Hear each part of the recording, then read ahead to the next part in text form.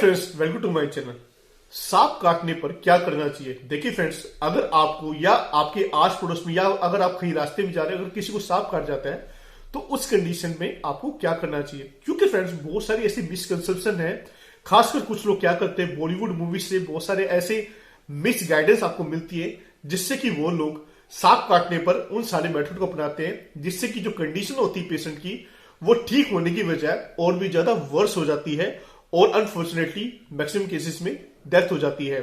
देखिए फ्रेंड्स, पूरी दुनिया के अंदर में मोर देन 2000 स्पीसीज पाई जाती है स्नेक्स की, जिसमें कि 216 स्पीसीज इंडिया में पाई जाती है और जिसमें से 54 स्पीसीज ऐसी है जिसको कि पॉइजनस माना जाता है।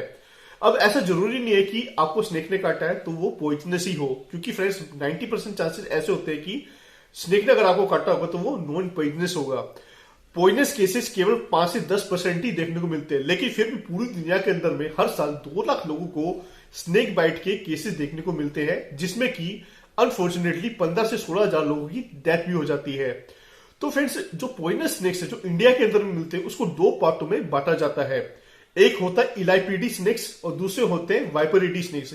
इलाइपिडी स्नेक्स में आते हैं कोबरा एंड कॉमन क्रेट, और जो दूसरी फैमिली जो दूसरी क्लासिफिकेशन वाइपरिडी उसके अंदर में आता है रसल वाइपर स्नेक। तो फ्रेंड्स, ये जो क्लासिफिकेशन इस बेस में की गई, दोनों फैमिली के काटने से जो सिम्टम्स आते हैं वो अलग अलग आते हैं। फॉर एग्जाम्पल, अगर आपको इलाइपिडी फैमिली के स्नेक यानी कि कॉमन क्रेट एंड कोबरा काटता है तो उसमें नर्वस सिस्टम के जो सिम्टम है वो ज्यादा आते हैं, यानी कि उसमें जो मेन सिम्टम आएगा वो ये आएगा कि कहीं ना कहीं पैरालिसिस, लकवा मारने के सिम्टम सबसे ज्यादा आते हैं, जिसमें कि पोटोसिस यानी कि ऊपर वाली पलक को ऊपर ना उठ पाना, ये सबसे मेन सिम्टम होता है। और साथ ही साथ में टंग का पैरालिसिस भी उसमें देखने को मिलता है, जिसे ग्लोसोलैरिंजियल पैरालिसिस भी बोला जाता है, जिसके कारण कि पेशेंट ठीक से बोल भी नहीं पाता और धीरे धीरे वो कोमा कंफ्यूजन की स्टेट में जाने लग जाता है। स्लरिंग और स्पीच भी उसको हो जाती है, यानी वो ठीक से बोल नहीं पाएगा और उसके जो वर्ड्स होंगे वो भी मिसमैच होंगे और वो ठीक से बातों को समझ भी नहीं पाएगा अगर आप उससे बात करने की कोशिश करेंगे।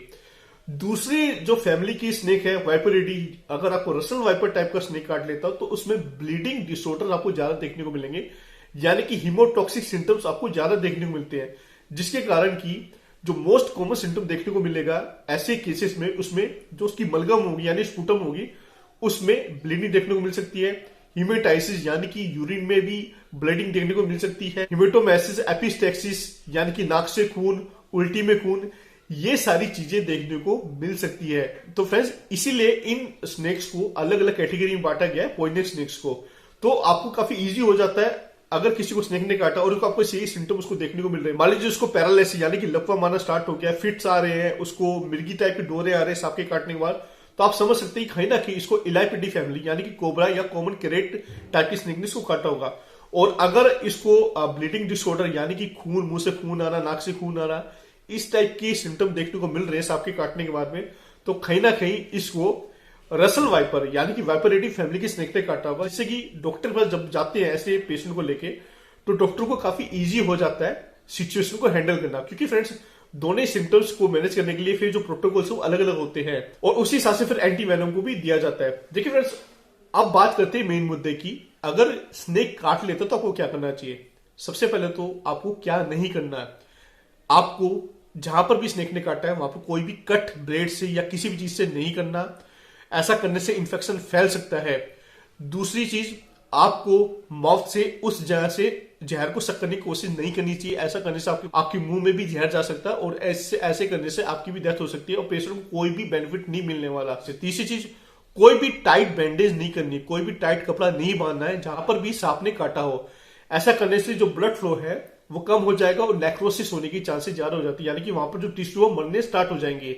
सबसे मेन चीज है कि जिस जगह पे सांप ने काटा है उसको ज्यादा हिलाना डुलाना नहीं होता। अगर आप ज्यादा हिलाएंगे डुलाएंगे उस पार्ट को तो कहीं ना कहीं जो जहर है, पॉइजन है, उसकी एब्जॉर्प्शन होने की चांसेस बढ़ जाते हैं। जिसको भी स्नेक काट लेता है उसको रिलैक्स होने की बहुत ज्यादा जरूरत होती है, क्योंकि फ्रेंड्स अगर वो बंदा स्ट्रेस में आ जाएगा तो कहीं ना कहीं जो हार्ट बीट है, हार्ट रेट है, वो बढ़ना स्टार्ट हो जाएगा, जिससे कि जो ब्लड फ्लो वो काफी ज्यादा इंक्रीज हो जाता है, जिससे कि जो पॉइजन होएगा वो एब्जॉर्ब होने की जो चांसेस है वो ज्यादा बढ़ जाएंगे और जो उसकी रेट ऑफ एब्जॉर्प्शन है वो काफी ज्यादा बढ़ जाती है। तो आपको सिंपल यही करना है कि जहां पर भी सांप ने काटा उस पार्ट को बिल्कुल इमोबिलाइज करना है, उस पार्ट को बिल्कुल भी हिलाना डुलाना नहीं है। और साथ में अगर आप कुछ बांधना भी चाहते हैं तो जहां पर सांप ने काटा है उसके 10 सेंटीमीटर ऊपर आप एक लाइट बैंडेज बांध सकते हैं, लाइट बैंडेज इतनी होनी चाहिए कि उस बैंडेज के नीचे एक फिंगर चली जाए, आपको ज्यादा टाइट नहीं बांधना है। और जल्दी से जल्दी उसको टर्सरी केयर सेंटर, यानी कि ऐसा केयर सेंटर जहां पर कि स्पेशलिस्ट मौजूद हो, लाइक न्यूरोलॉजी, न्यूरोसर्जन वहां मौजूद हो, और साथ में वहां पर एंटी वेनोम भी मौजूद हो, ऐसे हॉस्पिटल में आपको तुरंत ही उसको ले जाना चाहिए। जहां तक फ्रेंड्स मैं बात करूं ट्रीटमेंट की, तो ट्रीटमेंट में एंटी वेनोम सबसे इंपॉर्टेंट पार्ट है। जितनी जल्दी अगर एंटी वेनोम मिल जाता है पेशेंट को, उतना ही जल्दी उसकी जान बच जाती है और वो जल्दी से ठीक हो जाता है। इसलिए फ्रेंड्स कोशिश आपको यही करनी चाहिए कि ऐसे हॉस्पिटल में जल्दी से जल्दी पहुंचा दें जहां पर भी एंटी वेनम मौजूद हो।